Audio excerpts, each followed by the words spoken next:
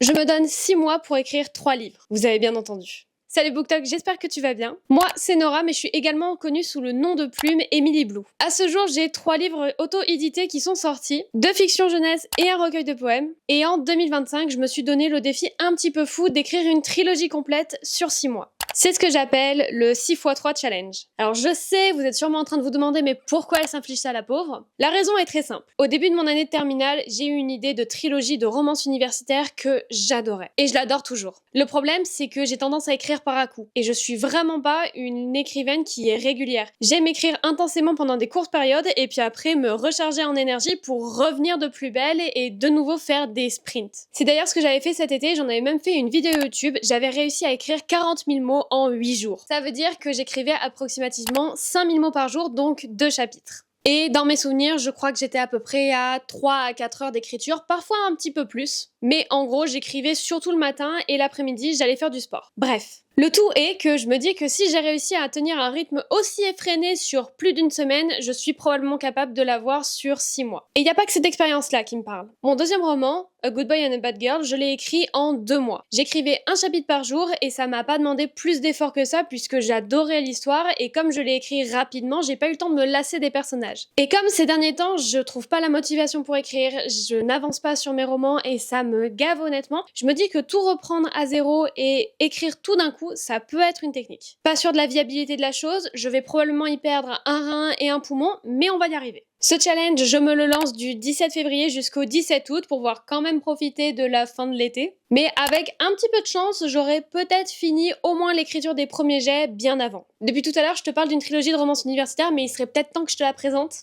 The Escape Love Series, c'est une trilogie sur 3 potes qui tiennent tout simplement un escape game. On a Miles, Luke et Beau qui sont meilleurs potes et sur le même campus à Portland, dans le Maine. Depuis que le père de Miles ne peut plus s'occuper de l'escape game pour des raisons que vous découvrirez dans le tome 1, les 3 meilleurs potes, accompagnés également d'un 4e personnage, ont décidé de reprendre l'escape game et de tout simplement le faire vivre. Et donc c'est une trilogie qui va suivre les aventures amoureuses de ces 3 garçons. Je vous en dis pas plus sur les protagonistes féminines parce que pour l'instant j'ai encore certains doutes quant à leur caractère et leur prénom et bref. On va se concentrer sur les mecs parce que pour eux je suis quasiment certaine de garder ça.